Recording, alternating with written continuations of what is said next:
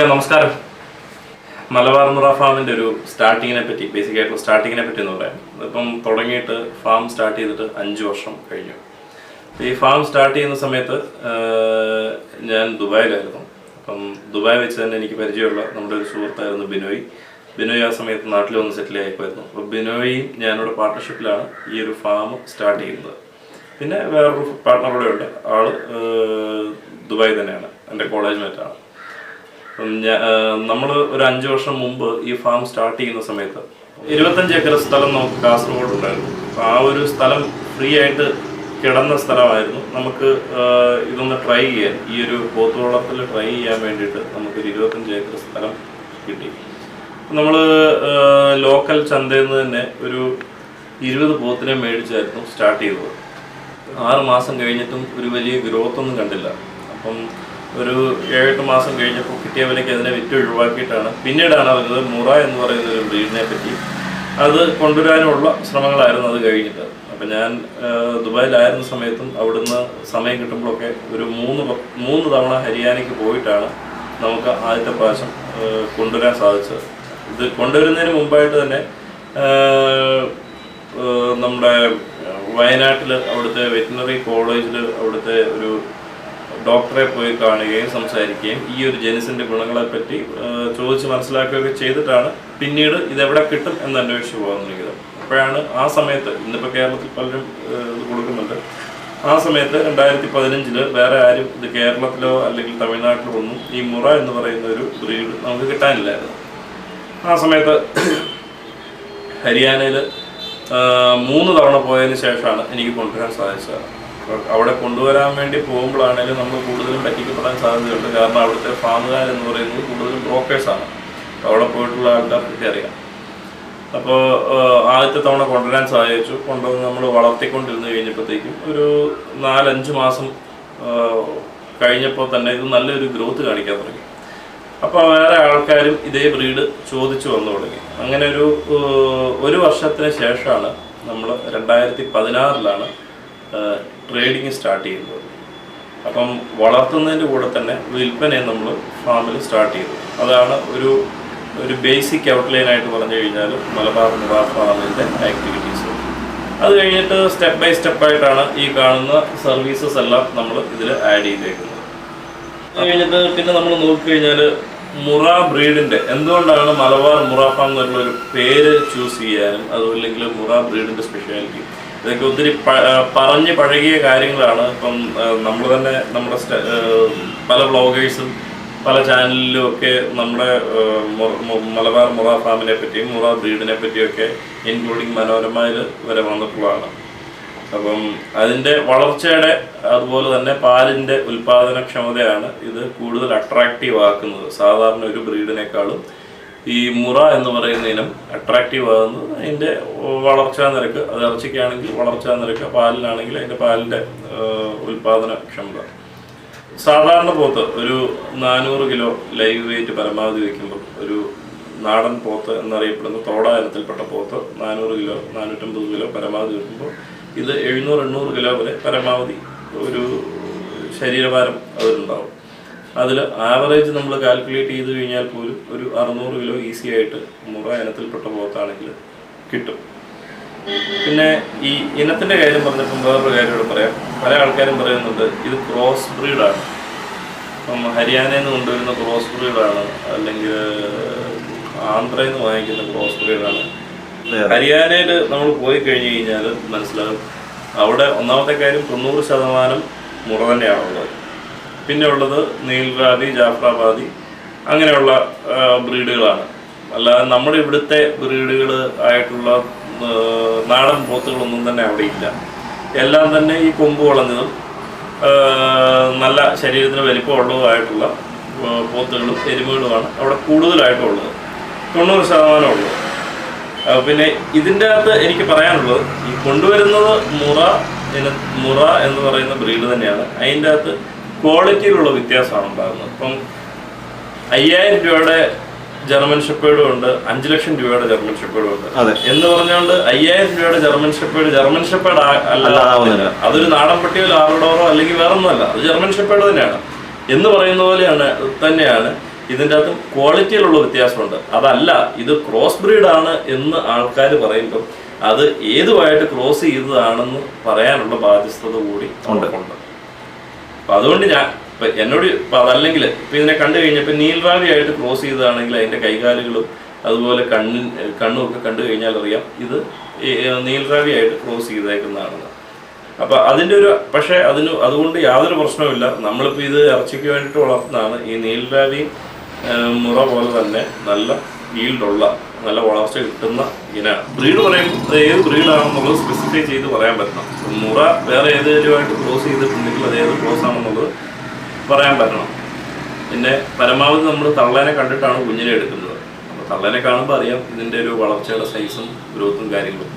പിന്നെ ശ്യാം ചോദിച്ചത് നമ്മൾ എന്ത് റേറ്റിലാണ് കൊടുക്കുന്നത് എന്നുള്ളത്. നമ്മൾ ഇപ്പോൾ കൊടുത്തുകൊണ്ടിരിക്കുന്നത് 20,000 രൂപയ്ക്കാണ്. അതിൻ്റെ മാനദണ്ഡം എന്ന് പറയുന്നത് ഒരു 9-10 മാസം പ്രായം. ഈ 9-10 മാസം പ്രായമുള്ള കിടാക്കൾ ഒരു 140 കിലോയ്ക്ക് മേളിലുണ്ടാവും. 140 കിലോ മുതൽ ഒരു 180 കിലോ വരെയുള്ള കുഞ്ഞുങ്ങൾക്ക് നമുക്കവിടെ വേ ചെയ്യാനുള്ള സംവിധാനമുണ്ട്. 140 തൊട്ട് 180 വരെയുള്ള കുഞ്ഞുങ്ങൾക്ക് ഒരേ പ്രൈസാണ്. 20,000 രൂപയാണ് വാങ്ങിക്കുന്നത് ഫാമിൽ. അതല്ലാതെ ഇപ്പം വെയിറ്റ് കൂടുന്തോറും ആൾക്കാർക്ക് ഇപ്പം ഇഷ്ടപ്പെട്ട കുട്ടി ഒരു 170 കിലോയുടെ ആയിരിക്കും. പക്ഷെ അവർ അത്ര ഒരു പൈസ കരുതിയിട്ടായിരിക്കുമല്ലോ വരുന്നത്. അപ്പം നമ്മളത് റേറ്റ് ഏകോപിപ്പിച്ചുകൊണ്ടാണ് ചെയ്യുന്നത്. 140 തൊട്ട് 180 വരെയുള്ളത് ഒരു കാറ്റഗറി, 180 തൊട്ട് 230 വരെയുള്ളത് അടുത്ത കാറ്റഗറി. അങ്ങനെയാണ്. ഇനി 140 താഴെ 100 തൊട്ട് 140 വരെ വേറൊരു കാറ്റഗറിയും കൊടുക്കുന്നുണ്ട്. ഏറ്റവും കൂടുതലായിട്ട് പോകുന്ന കാറ്റഗറി എന്ന് പറയുന്നത് ഈ രണ്ടാമത് പറഞ്ഞ 140 കിലോ തൊട്ട് 180 കിലോഗ്രാം വരെ വരുന്ന ആ ഒരു കാറ്റഗറിയിലുള്ള 9-10 മാസം പ്രായമുള്ള കുട്ടികളെയാണ്. അതാണ് കേടുതീർന്ന കുട്ടികളെയാണ് കൊടുക്കുന്നത്. ചേട്ടാ, നമുക്ക് മലബാർ മുറ ഫാമിന് കോട്ടയത്തും കാസർഗോഡും ബ്രാഞ്ച് ഉണ്ട്. അപ്പോൾ ഈ 2 ബ്രാഞ്ചിലുമായിട്ട് നമുക്ക് ഒരു മാസം നമുക്ക് ആവറേജ് എത്ര പോത്തുകളെയും എരുമകളെയും നമ്മൾ സപ്ലൈ ചെയ്യുന്നുണ്ട്?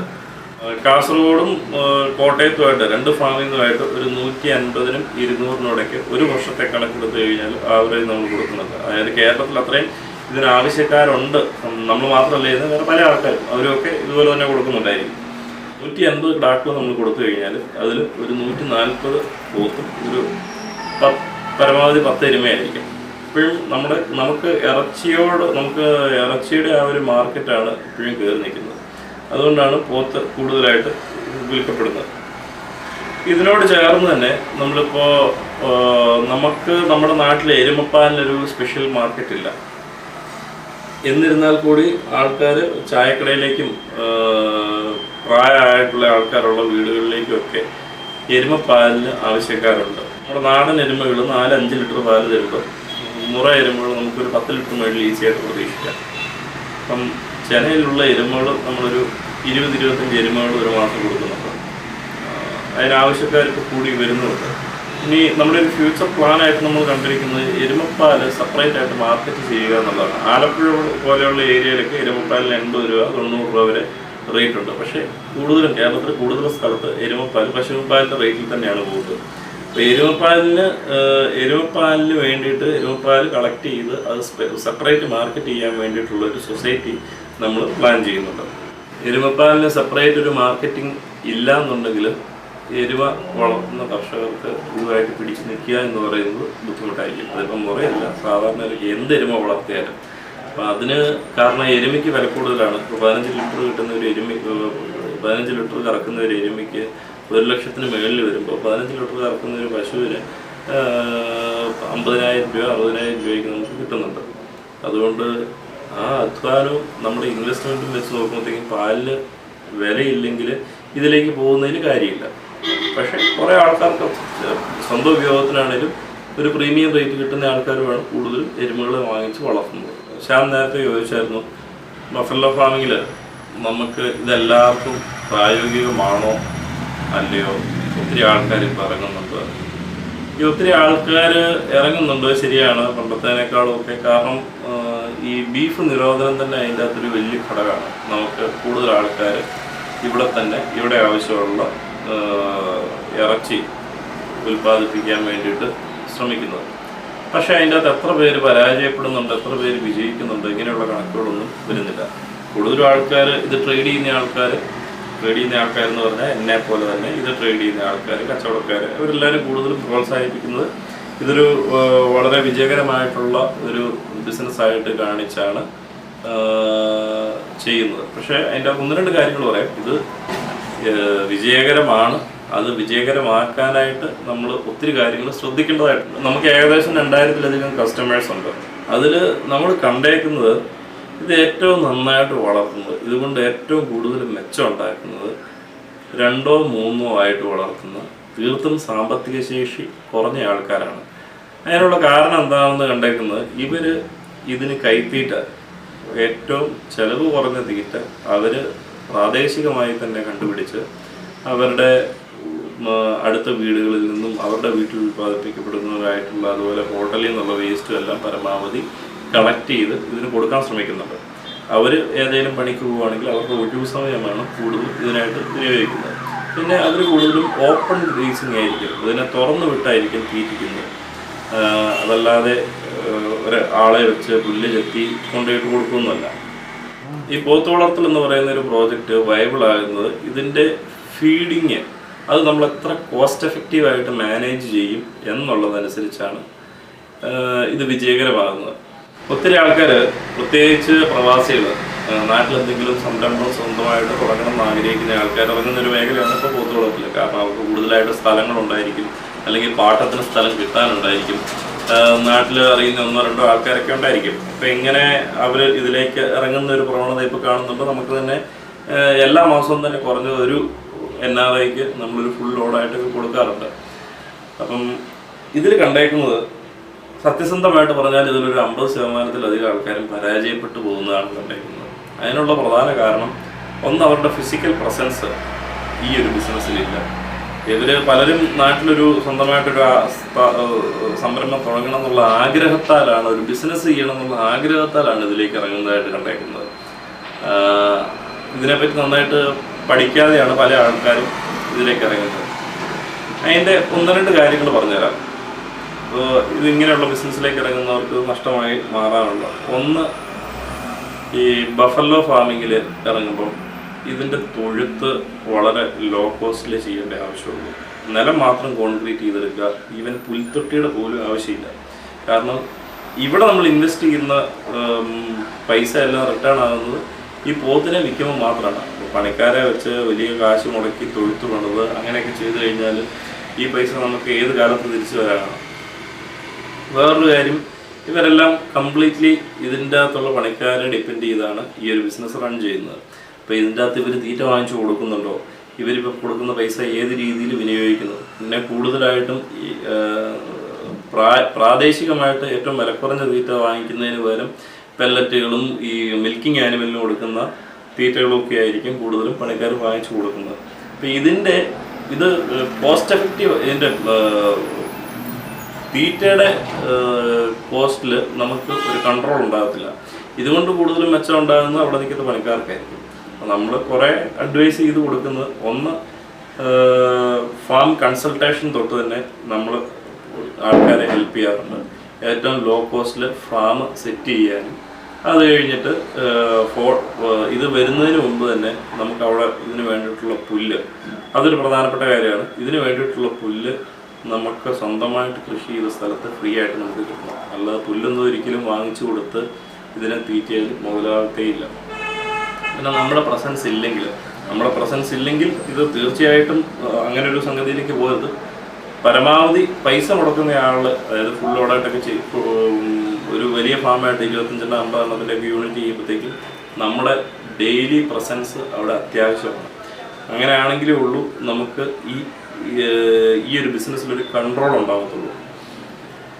പിന്നെ പരമാവധി ക്യാമറ വെക്കാനും, ഇത് എപ്പോഴും മോണിറ്റർ ചെയ്യാനും, ഇതിന് തീറ്റ കൊടുക്കുന്നതും കുളിപ്പിക്കുന്നതും കൂടെ വൃത്തിയാക്കുന്നതും ഒക്കെ നമ്മുടെ ഒരു കൺട്രോളിൽ ഇരിക്കാൻ വേണ്ടിയിട്ട് ക്യാമറ വെക്കുന്നത് വളരെ നല്ല കാര്യമാണ്. പിന്നെ ഈ ഫാമിൽ തന്നെ നമുക്ക് അവിടെ ഉള്ള പണിക്കാരുടെ ചിലവും ബാക്കി കുഞ്ഞുങ്ങൾക്കുള്ള തീറ്റ വാങ്ങിച്ചു കൊടുക്കുന്ന ചിലവുമൊക്കെ കൺട്രോൾ ചെയ്യാൻ ഈ ഫാമിൽ തന്നെ നമുക്കൊരു ഇൻകം ജനറേറ്റ് ചെയ്യാൻ പറ്റിയാൽ അതൊരു വലിയ കാര്യമാണ്. അപ്പം ആ ഒരു ഇൻകം ജനറേറ്റ് ചെയ്യാൻ വേണ്ടിയിട്ട് നമുക്ക് വേണം പശുവിനെ വളർത്താം, എരുമേനെ വളർത്താം. അപ്പോൾ അതിൻ്റെ പാല് കൊടുക്കുക. ഇപ്പോൾ ഒരു 10 പോത്തിനെ നമ്മൾ വളർത്തുമ്പോൾ കൂടെ ഒരു പശു ഉണ്ടെങ്കിൽ ആ പശുവിൻ്റെ ചിലവും നടന്നു പോയിക്കോളും, ഈ പോത്തിൻ്റെ തീറ്റയുടെ ചിലവും നടന്നു പോയിക്കോളും. ആ ഒരു പോയിന്റിൽ ഈ പൈസ മുടക്കുന്ന ആൾക്ക് ഒരു കൺട്രോൾ ഉണ്ടാവും. അപ്പോൾ ഇവിടെ നമ്മുടെ ഫാമിൽ 20 ലിറ്ററോ 25 ലിറ്ററോ പാല് ദിവസം കിട്ടുന്നു.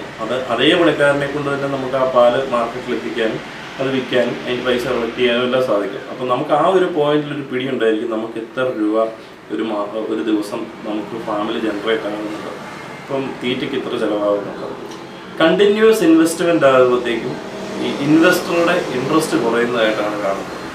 അതുകൊണ്ടാണ് പല ആൾക്കാർ ഇത് നിർത്തിപ്പോകുന്നതും ഇത് വേണ്ടാന്ന് വയ്ക്കുന്നത്. ഈ പറഞ്ഞ കാര്യങ്ങളിലൊക്കെ ചെറിയൊരു ഐഡിയ നമുക്ക് പ്രാക്ടിക്കലി കൊണ്ടുവരാൻ സാധിച്ചു കഴിഞ്ഞാൽ അത് വളരെ സക്സസ്ഫുൾ ആയിട്ട് ഈ പറഞ്ഞ ഐഡിയയിൽ ചെയ്യുന്ന ആൾക്കാരുണ്ട്. ഇതിൻ്റെ അകത്ത് ഈ കാണുന്ന ഈ ഒരു ഷെഡ്, ഈ ഒരു ഷെഡിൻ്റെ കൺസ്ട്രക്ഷൻ നോക്കിക്കഴിഞ്ഞ് കഴിഞ്ഞാൽ അറിയാം, ഇത് ശരിക്കും പോത്തിന് നിൽക്കാൻ വേണ്ടിയിട്ട് ഉണ്ടാക്കിയതല്ല. ഇത് പശുക്കൾക്ക് വേണ്ടിയിട്ട്, അത് നാടൻ കുള്ളം പശുക്കൾക്ക് വേണ്ടിയിട്ട് ഉണ്ടാക്കിയ തൊഴുത്താണ്. ഇത് നമ്മൾ ലീസിനെടുത്തേക്കുന്ന ഒരു സംഗതിയാണ്. ഇതിന് നിൽക്കാൻ ശരിക്കും പര്യാപ്തമല്ല. ഇതിൻ്റെ ഈ ഒരു എഡ്ജ് കട്ടിങ് ശരിക്കും ഇത് നിൽക്കുമ്പോൾ ചാണകം പുറത്തേക്ക് ഇടുക എന്നുള്ളതാണ്. അപ്പം കുറച്ചുകൂടെ തൊഴുത്ത് വൃത്തിയായിട്ട് കിടക്കാൻ വേണ്ടിയിട്ട്. പിന്നെ ഓൾറെഡി മാറ്റെല്ലാം ഉണ്ട്. ഇതിപ്പം ക്ലീനിങ് ടൈം ആയ കാരണം മാറ്റെല്ലാം എടുത്തിട്ടാണ് ഇവിടെ കഴുകുന്നത്. കാരണം മാറ്റിട്ട് കഴുകിക്കൊണ്ടിരുന്നു കഴിഞ്ഞാൽ കുറച്ചാൾ കഴിയുമ്പോഴത്തേക്കും മാറ്റിൻ്റെ അടിയിൽ പൂപ്പിൽ പിടിക്കാനും വേറെ അസുഖങ്ങൾ വരാനും ഒക്കെ സാധ്യതയുണ്ട്. പിന്നെ ഈ തൊഴുത്തിനോട് ചേർന്ന് തന്നെ ഇങ്ങനൊരു സംവിധാനം ചെയ്തേക്കുന്നത് കച്ചി വേറെ തീറ്റയൊക്കെ വെക്കാനും വേണ്ടിയിട്ടും, പിന്നെ വേറൊരു സെപ്പറേറ്റ് സ്റ്റോറേജിൻ്റെ ആവശ്യം വരുന്നില്ല. വേറൊരു ഏരിയയിൽ നമുക്ക് രണ്ട് സൈഡിലും ഇവിടെ ഇപ്പോൾ എത്ര പോത്തിന് നിർത്താനുള്ള സ്ഥലമാണ് നമ്മുടെ ഫാമിലുള്ളത്? കോട്ടയത്തെ ഫാമിൽ ഈ ഫാമിൽ നമുക്ക് കിടാക്കളാണെങ്കിൽ ഒരു 100 കിടാക്കളായിട്ട് നിർത്താം, കെട്ടി നിർത്താം. ആ വലിയ ഷെഡിലാണെങ്കിൽ അഴിച്ചു വിട്ട് കഴിഞ്ഞാൽ അതിൻ്റെ അകത്ത് തന്നെ നമുക്ക് ഒരു 60-70 എണ്ണം നിർത്താം. പിന്നെ പക്ഷേ ഈ 70 കിടാക്കൾക്ക് ഉള്ള പുല്ല് സ്ഥിരമായിട്ട് നിർത്തിക്കഴിഞ്ഞാൽ പുല്ല് ഇവിടെ ഇല്ല. നമുക്ക് ഒരേക്കറിൽ, ഇപ്പം വലിയൊരു പോത്തിനാണെങ്കിൽ ഒരേക്കറിൽ 7-8 പോത്തിനെ വരെ തീറ്റ കൊടുക്കാനേ പരമാവധി നമുക്ക് പുല്ല് തയ്യത്തുള്ളൂ. അത് CO5 CO3 പോലെയുള്ള പുല്ല് വെച്ച് കഴിഞ്ഞാൽ.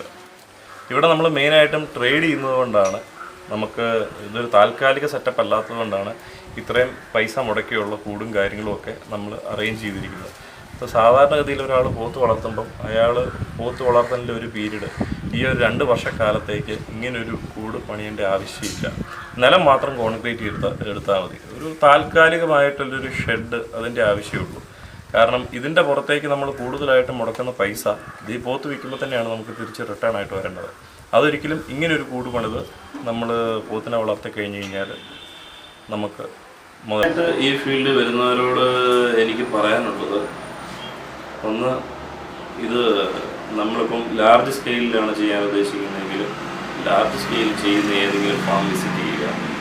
അതും ലാഭത്തിലോടുന്നു നഷ്ടത്തിലോടുന്നതായിട്ടൊക്കെ പരമാവധി ഇത് വിസിറ്റ് ചെയ്ത് ഇതിനെപ്പറ്റി ഒരു ഗ്രൗണ്ട് സ്റ്റഡി നടത്താൻ നോക്കുക. നമ്മുടെ പരിമിതികൾ അറിഞ്ഞു വേണം ഈ ഒരു ബിസിനസ്സിലേക്ക് ഇറങ്ങാൻ. നമ്മുടെ സമയം, നമുക്കുള്ള സൗകര്യങ്ങൾ, ഇതെല്ലാം വ്യക്തമായിട്ട് നമുക്കൊരു ബോധം വേണം. ഈ ബിസിനസ്സിലേക്ക് വൺസ് ഇറങ്ങിക്കഴിഞ്ഞ് കഴിഞ്ഞാൽ അത്ര എളുപ്പമായിരിക്കില്ല. നമുക്കിപ്പോൾ ഇത് ഇന്ന് നിർത്തണം എന്ന് തോന്നിക്കഴിഞ്ഞാൽ അത് ചിലപ്പോൾ ഒരു വലിയ നഷ്ടത്തിലേക്ക് പോകും. അതുകൊണ്ട് വ്യക്തമായിട്ട് ഗ്രൗണ്ട് സ്റ്റഡി നടത്തിയതിന് ശേഷം മാത്രമേ ഉള്ളൂ ഈ ബിസിനസ്സിലേക്ക് ഇറങ്ങാവുള്ളൂ. അത് ലാർജ് സ്കെയിലിലാണെങ്കിലും സ്മോൾ സ്കെയിലിലാണെങ്കിലും ചെയ്യുന്ന ആൾക്കാർ അവരെങ്ങനെ ഉദ്ദേശിക്കുന്ന ആ ഒരു രീതിയിലുള്ള ബിസിനസ് കണ്ട് മനസ്സിലാക്കി വേണം ചെയ്യാൻ വേണ്ടിയിട്ട്. പിന്നെ എല്ലാ കാര്യത്തിലും നമ്മൾ ഓഫീസിൽ ബന്ധപ്പെട്ടാൽ നമ്മളും സപ്പോർട്ട് ചെയ്തു തരും. നമുക്കാവുന്ന രീതിയിൽ ഉള്ള എല്ലാ സപ്പോർട്ട്സും ഉണ്ടാവും. അപ്പോൾ നിങ്ങളെല്ലാവരും മലബാർ മുറ ഫാമിലെ വിശേഷങ്ങൾ കണ്ടുവെന്ന് വിശ്വസിക്കുന്നു. നിങ്ങൾക്ക് നല്ല ഇനം മുറ ഇനത്തിൽപ്പെട്ട പോത്തുകളെയോ എരുമകളെയോ വാങ്ങിക്കണമെന്നുണ്ടെങ്കിൽ നിങ്ങൾക്ക് വിശ്വാസകരമായിട്ട് ബന്ധപ്പെടാവുന്ന ഒരു ഫാമാണ് മലബാർ മുറ ഫാം. അപ്പോൾ നമുക്ക് നിലവിലിപ്പോൾ ഇതിന് കോട്ടയത്തും കാസർഗോഡുമാണ് ബ്രാഞ്ച് ഉള്ളത്. അപ്പോൾ നിങ്ങൾക്ക് നേരിട്ട് തന്നെ വന്ന് പോത്തുകളെയും എരുമകളെയും കണ്ട് ഇവിടുന്ന് വാങ്ങിക്കാവുന്നതാണ്. നല്ല ഇനത്തിൽപ്പെട്ട മുറ പോത്തുകൾ എരുമകളാണ് ഇവിടെ ഉള്ളത്. അപ്പോൾ നിങ്ങൾക്ക് അഡ്വാൻസ് ആയിട്ട് ബുക്ക് ചെയ്യാനുള്ള സൗകര്യമുണ്ട്. അതുപോലെ തന്നെ വരുന്ന സ്റ്റോക്കിനെ നേരിട്ട് കണ്ടെടുക്കാനുള്ള സൗകര്യമുണ്ട്. അവരുടെ നമ്പർ എന്തായാലും ഞാൻ വീഡിയോടൊപ്പം ചേർത്തിട്ടുണ്ട്. അപ്പോൾ വേറൊരു വീഡിയോ ആയിട്ട് അടുത്ത എപ്പിസോഡ്